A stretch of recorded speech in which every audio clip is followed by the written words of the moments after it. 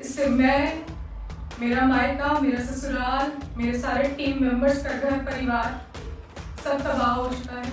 मेरी मदद कीजिए। आज रोशनी जायसवाल की बात नहीं है, हर उस महिला की बात है जो गलत के खिलाफ में आवाज उठाती है, उसका चरित्र हनन किया जाता है। एक महिला होने के नाते, एक बेटी होने के नाते, एक खिलाड़ी होने के नाते और आज एक विधायक होने के नाते मैं हर एक उस महिला को ये विश्वास दिला सकती हूँ कि जो लड़ाई हमने सड़क से लेके स्टार्ट की थी, उस लड़ाई को लड़ने के लिए आपके बीच में मैं विधानसभा में पहुंच गई हूँ। कोई भी बहन और कोई भी बेटी जिसको ये लग रहा है उनके साथ में गलत हो रहा है, उसके साथ में हम खड़े हैं, पूरा समाज खड़ा है। आपको हिम्मत हारने की जरूरत नहीं है। आपके साथ में जैसे हमारे साथ में पूरा देश खड़ा था। आज रोशनी जायसवाल की बात नहीं है, हर उस महिला की बात है जो गलत के खिलाफ में आवाज उठाती है, उसका चरित्र हनन किया जाता है। वो ये नहीं देखा जाता, बीजेपी की आईटी सेल द्वारा ये नहीं देखा जाता कि ये खिलाड़ी हैं, ओलंपिक के मेडलिस्ट हैं, ओलंपिक में खेलने गए हैं, देश का प्रतिनिधित्व किया है, देश के लिए मेडल जीते हैं।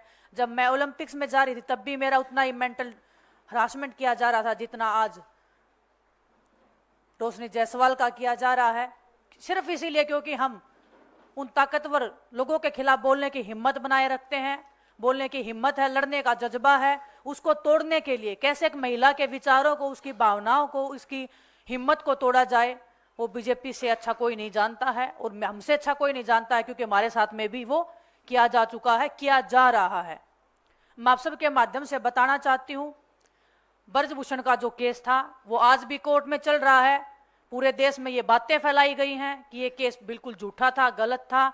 बिल्कुल ऐसी बात नहीं है।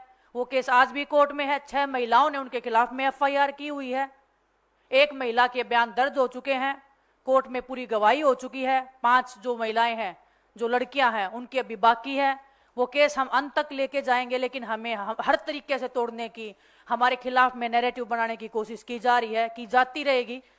लेकिन मैं आपको विश्वास के साथ में कह सकती हूँ कि हम सीना तान के खड़े हैं ऐसे दुराचारियों के खिलाफ में, ऐसे ताकतवर लोगों के खिलाफ में।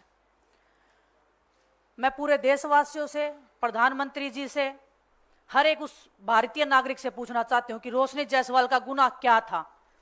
सिर्फ इतना कि जो उसको अब्यूज मिल रहा है सोशल मीडिया के माध्यम से, जो हर एक महिला को फेस करना पड़ता है, वही रोशनी जायसवाल फेस करी थी। लेकिन एक सबर का जो एक बांध होता है वो कई बार एक महिला का भी और किसी भी नागरिक का टूट जाता है जब ये 4 साल तक जब वो बर्दाश्त कर रही है।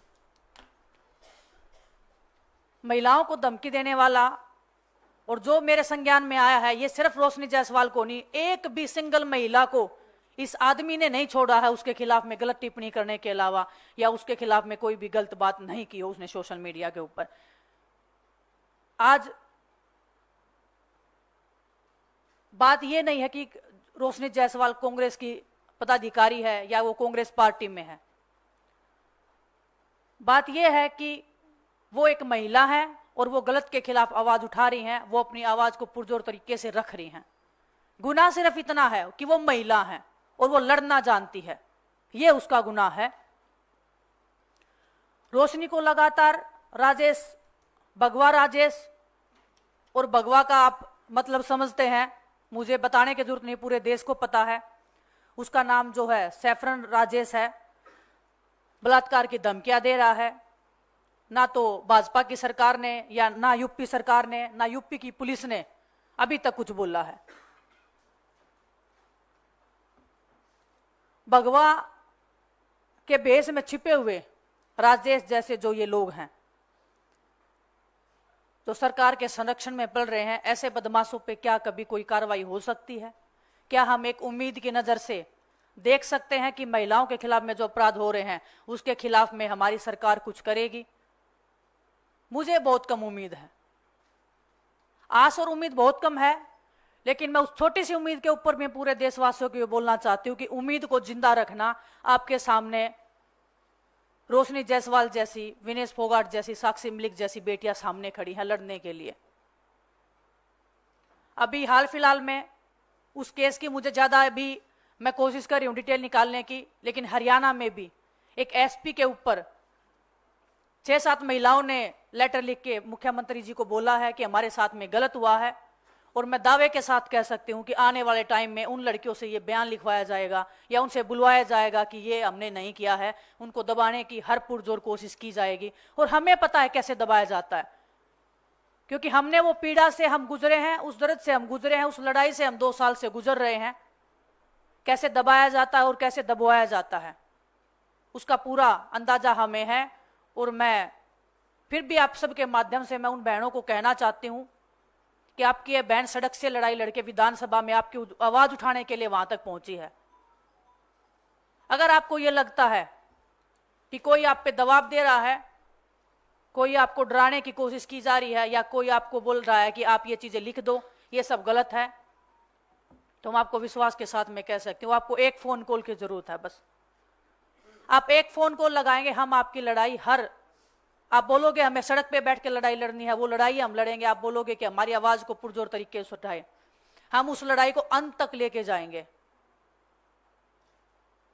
तो मैं सभी देशवासियों से एक अपील करना चाहती हूँ आपके माध्यम से, ये जो 50% जो आबादी हमारे हिंदुस्तान में है ये महिलाओं की, इसकी ताकत शायद प्रधानमंत्री जी भूल सकते हैं, शायद गृह मंत्री जी भूल सकते हैं, शायद ब्रजभूषण जैसा अपराधी भूल सकता है, लेकिन हम महिलाएं अपनी ताकत को नहीं भूली हैं। हम लड़ेंगे। रोशनी जायसवाल हो, चाहे खिलाड़ी हो, चाहे जो हरियाणा की जो बेटियां हैं, संदीप सिंह का केस आपको पता है। आज भी वो बेटी को दबाने के लिए, उनको मरवाने का भी प्रयास किया गया था पूर्व में। उनकी आवाज उठाने के लिए मैं पूरे समाज को कहना चाहती हूँ कि हमें इस बेटी को, रोशनी जायसवाल को न्याय दिलाने के लिए साथ में खड़ा होना पड़ेगा। हर एक बेटी को न्याय दिलवाने के लिए। और सिर्फ ये आवाज उठाने की बात ये नहीं है कि हम 1 महीना आवाज उठा के चुप हो जाएं। उस लड़ाई को अंत तक लेके जाने के लिए हमें साथ में मिलकर लड़ाई लड़नी पड़ेगी। आप सबको साथ में खड़ा होना पड़ेगा। हम साथ में खड़े हैं और पूरा देश इस अन्याय को देख रहा है, भाजपा सरकार की नीतियों को देख रहा है, महिलाओं के प्रति इनके संस्कारों को देख रहा है। लेकिन लड़ाई अभी जारी है, लड़ाई जारी रहेगी। हम लड़ते रहेंगे जब तक रोशनी जायसवाल को इंसाफ नहीं मिल जाता है। उसके खिलाफ में जिन लोगों ने ये अभद्र टिप्पणियां की हैं उनको सजा नहीं मिल जाती है। हम लड़ाई लड़ेंगे और अंत तक इस लड़ाई को लेके जाएंगे।